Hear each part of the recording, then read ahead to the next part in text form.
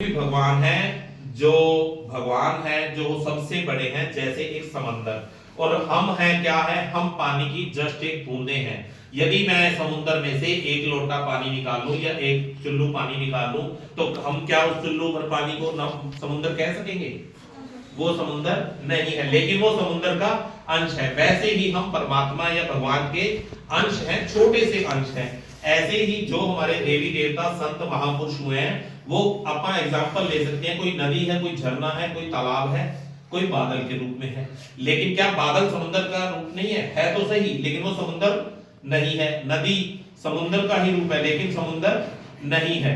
तो आज हम अब बात करने वाले हैं, आपको मिलाने वाला हूं समंदर से ही डायरेक्ट, ठीक है। भगवान, अब भगवान शब्द कहां से आया? भगवान आप कैसे लिखते हैं? ये भगवान है, ठीक है। और ये भगवान कहां से बने हैं? ये भ से भूमि, ग से गगन, व से वायु, अ से अग्नि और न से नील। ये 5 तत्वों से दुनिया बनी है। इन्हीं 5 तत्वों से यदि हम इस कमरे में कोई सी भी बात कर लो, चाहे दीवार की, चाहे आपके स्मार्ट बोर्ड की, चाहे ट्यूबलाइट की, चाहे पंखे की, चाहे कुर्सी की, चाहे मैट की, ये इन्हीं 5 तत्वों से बने हैं। किसी में एक तत्व विराजमान है, किसी में 2, किसी में 3, किसी में 4 और किसी में 5। यदि मैं इस सृष्टि की, इस भगवान की सबसे अद्भुत कला की बात करूं, तो भगवान की बनाई हुई सबसे अद्भुत जो कला है वो है इंसान।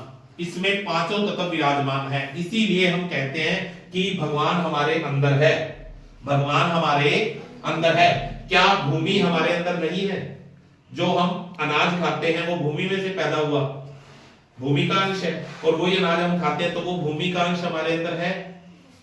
इसी तरीके से गगन, वायु, वायु हमारे अंदर है, नील हमारे अंदर है, अग्नि, अब आग भी हमारे अंदर है। कैसे नहीं है? इस रूम के अंदर धूप है?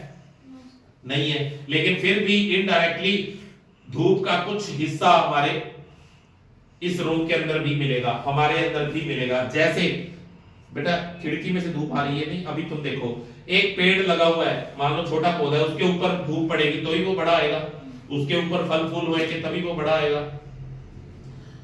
और वो फल के अंदर आ गया, सूर्य का अंश आ गया, एनर्जी आ गई उसके अंदर, और वही फल या सब्जी हमने खा लिया तो वो उसका एनर्जी एक्सचेंज हो गया, वो हमारे अंदर है।